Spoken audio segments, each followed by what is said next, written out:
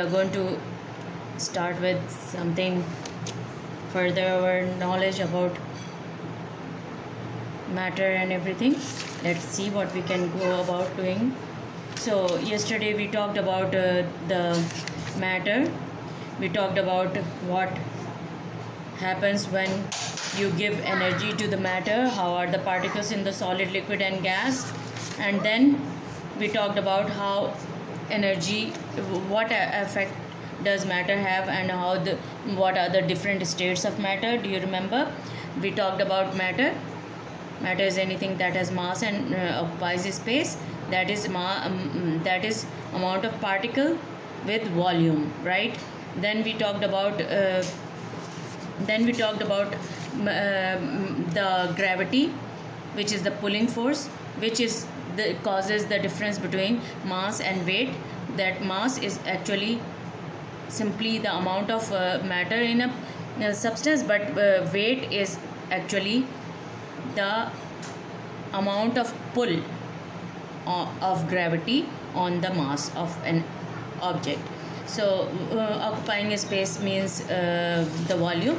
Then we found out that solid, liquid and gas, they have, solid has a definite shape, definite size. It is not easy to change the size and shape of a object. Just like this cap, if I try to change the shape of this, it will not be able to regain its original shape because it will crack and break rather than change its shape, right? Being crushed is a kind of being changed in shape at the same time, but then you cannot get back what you actually want, but it cannot be molded into a new shape.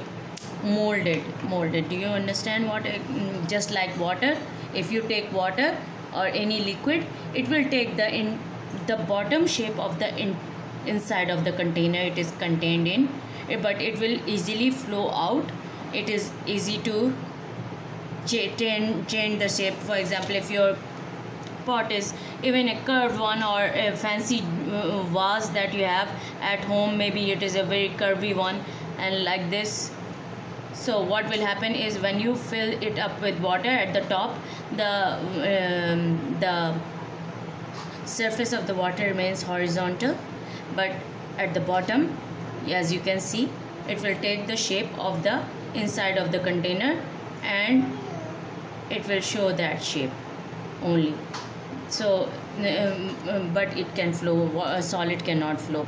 Gas can also flow at the same time as solid can. For example, if you look at this deodorant, it's full of some perfume. If I just simply,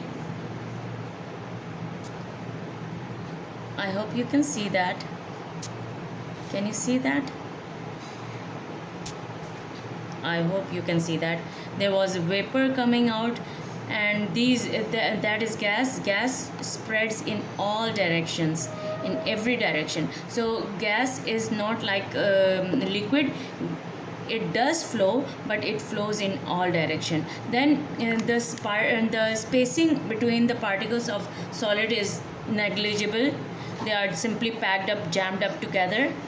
The particles are jammed up together. If you look at the case of liquid, they are a little bit further apart in the sense that they can easily move and flow over each other, slide over each other, and therefore liquid are more easy to flow and change. They have a little bit more space than solids. But when you take the case of gas, they have a large amount of space between them, and that is the very reason why gases are more compressible. You can compress gas, like for example an inflated balloon. If you have an inflated balloon, then that balloon is having air particles inside, but these particles are really jammed up together. Like, have you ever noted that whenever you fill up a balloon with air, it kind of swells up at the same time it becomes heated up because the particles are continuously moving inside the gas. When the particles are continuously moving and hitting on the surface of the inside surface of the balloon, what happens is your balloon is something like this. If you look at the balloon, it is something like this, right? When the inflated balloon is something like this, right? So what actually happens when you fill it up with air, the particles of air may be in the outside air were far apart from each other. They are moving randomly in every direction and every path, and they have their own movement. But when you fill it up with air, the balloon filled it up, now it's in a smaller space but more particles, so probably there you are forcing the particles to come together and cause the balloon to get inflated. And in this way what actually happens is there is more collision. Okay, this and this, the distance is so much that the collision between the particles is rare, right? Very difficult that each particle will come against each other, hit each other, or so on. But when these particles are forced into a compact smaller space, there is more chance of these particles colliding with each other and with the inner surface of the inside surface of the balloon, and this causes a continuous non-stop push on the balloon surface, inside balloon surface, and causes the balloon to stay together, open up like this, blown up, isn't it, to take a shape. Before getting inflated, the balloon had no shape, right? Now it has got some shape. Why has it got some shape? Because one particle might be moving in this direction, another particle might be moving in this direction, another particle is moving in this direction, another particle is moving in this direction. And so what happens that these two, when they are coming together, what happens is they collide with each other. This, when it hits the inner wall, it will collide with the surface of the container. When it gets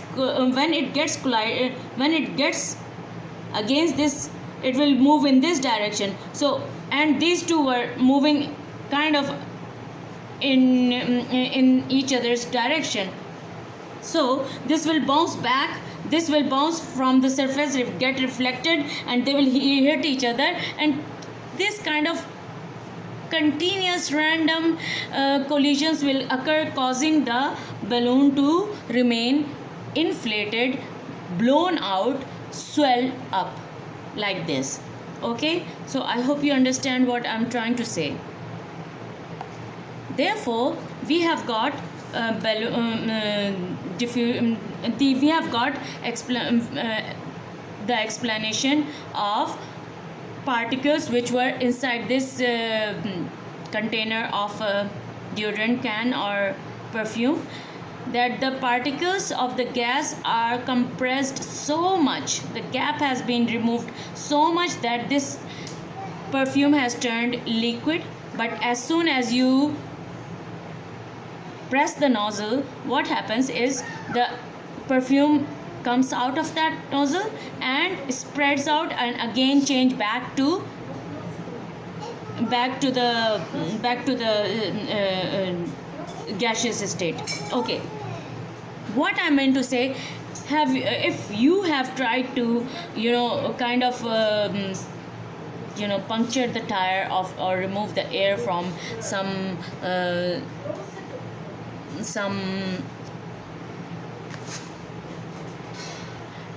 okay, so when you kind of remove the air from the tire using a pin or something into the nozzle of the the place where the tire is, where they fill the tire up with air at the pumping station.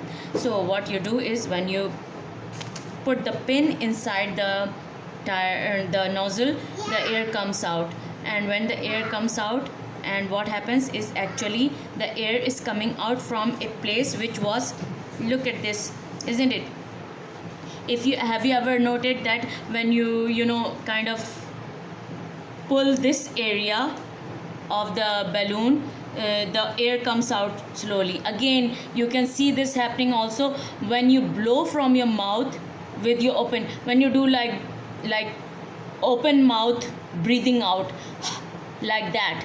When you do that, the air that is coming out is warm, and when you like pucker your face up into a pout and then try to release the air from your mouth from a very small hole, what happens, it causes cooling.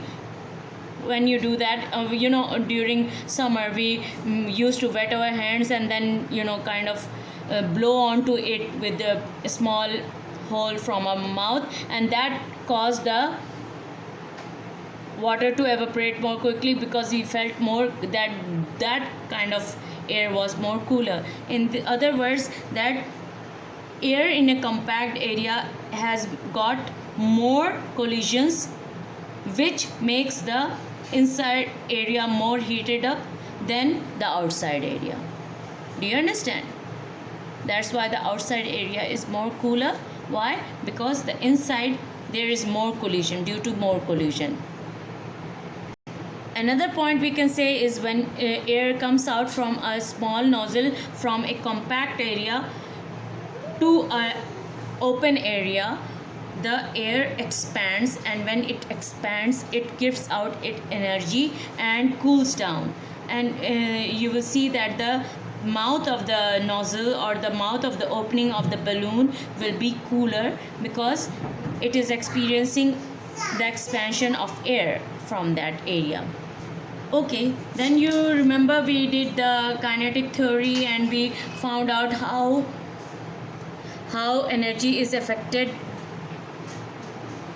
how energy affects the states of matter. When you heat it, when you cool it, what happens, and what the different terms used to donate each conversion. From solid to liquid is melting, and from liquid to gas is boiling, from gas to liquid back is condensation, and liquid to solid is freezing, while solid changing to gas or gas changing back to solid without changing into the liquid state is known as sublimation. And if you remember, I've told you some of the important substances which undergo sublimation, like the iodine, mothballs. You keep mothballs in your home, in your wardrobes, to keep the insects away from your clothes and destroying them, like pure silk and woolen clothes get eaten up by moths, and therefore you have to keep mothballs to keep those moths away from that. And obviously, if you kept a solid which changed into a liquid before it changed into a gaseous state, what would have happened? All the dress would have got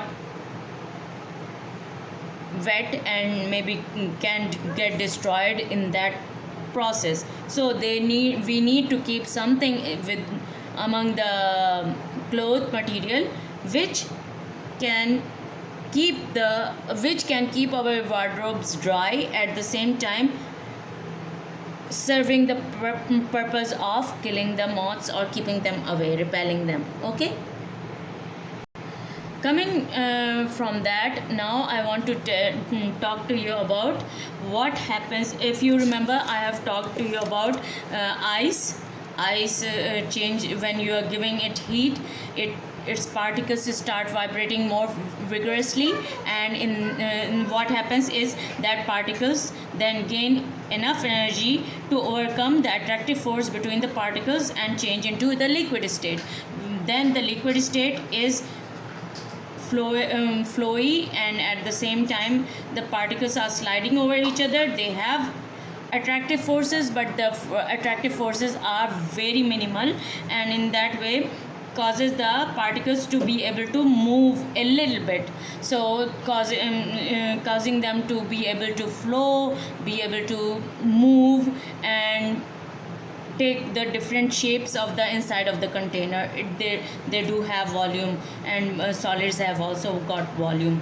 Then when you give it enough ample energy, what heat energy, what happens is these particles gain energy and again vibrate vigorously, and there comes a time when the attractive forces between these particles of liquid also are overcome by the heat energy, and therefore they move apart and change into the gaseous state.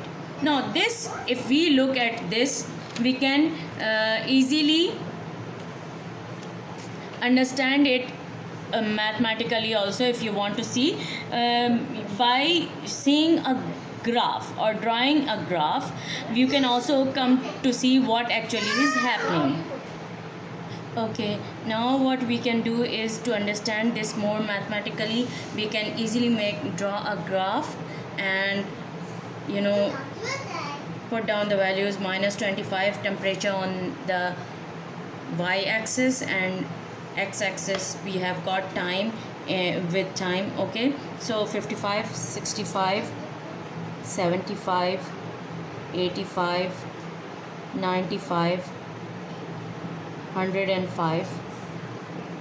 Okay, so if I take this and assume that I have to explain this graph, or plot this graph with time, what is happening to a cube of ice. What happens is, if you have the cube of ice just got straight away from the, if you have got the ice cube from the fridge, it might be at -25 degrees Celsius, right? The temperature is given in degrees centigrade or degrees Celsius. So the temperature was -25 degrees Celsius at the time when you bought it out from the deep freezer. Then as you kept it on the table, the temperature of the surrounding, your surrounding might be approximately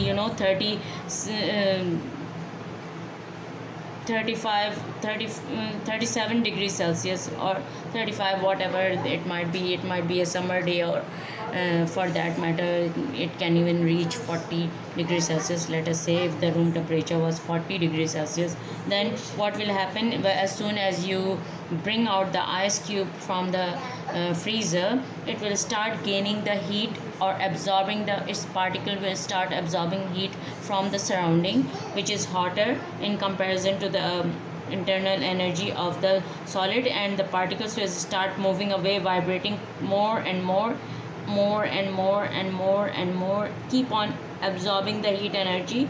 And what happens, as soon as it reaches 0 degrees Celsius, which is the melting point of ice, it will stop moving.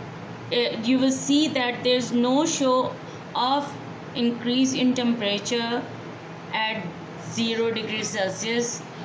Only the ice will start melting and keep on melting, keep on melting, take that time, keep on melting, and until all the ice has turned into water. As soon as all the ice has turned into water, you will start boiling it, and it will start gaining the heat more and more. Again, will start showing an increase in temperature, again all the way until it reaches the temperature of 100 degrees Celsius, which is between 95 and 105. So somewhere around here it will stop increasing. The temperature at 100 will not increase. Why?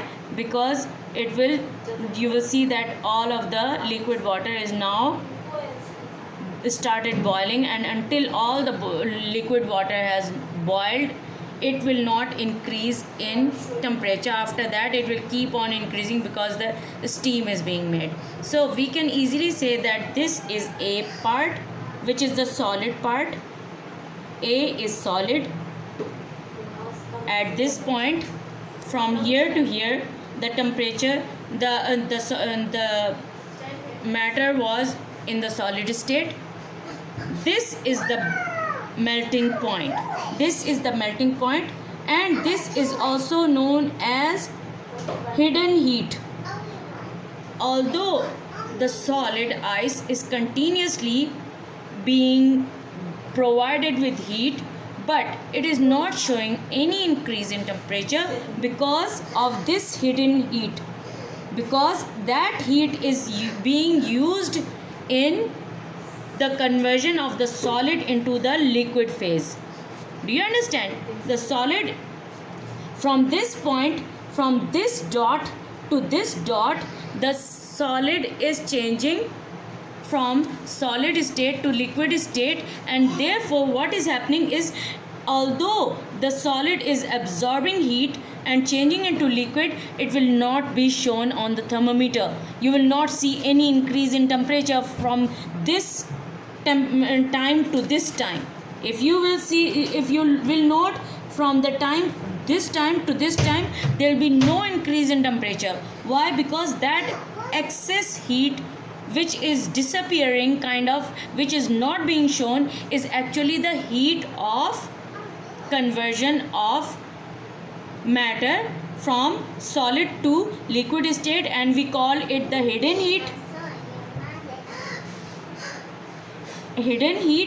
And this hidden heat is given the name of latent heat.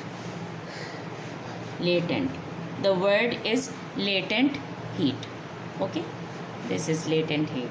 Okay, again, after the latent heat and all the solid has changed into the liquid state, we note that this is the B part, which is the liquid. And from B part, what happens actually, the temperature again starts increasing. As you can see, the temperature starts increasing until it reaches 100 degrees Celsius. At 100 degrees Celsius, water boils, and so you will note again that the water is boiling, but the temperature remains 100. It doesn't show any change in the heat. And again, the same reason as before, that it is due to the change of state, that heat is being used up to change the liquid state into the gaseous state, and that is why this is known as the latent heat also. And here this latent heat is being used to cause melting, and here the latent heat is being used to cause boiling.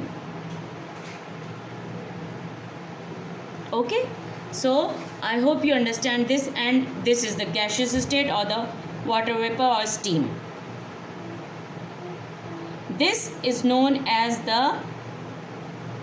this graph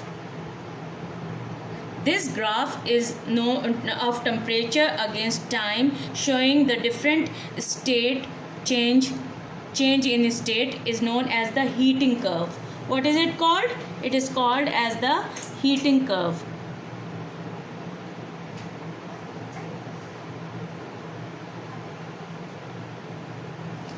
Okay, this is the heating curve. Okay, this is the heating curve. I hope you understand that.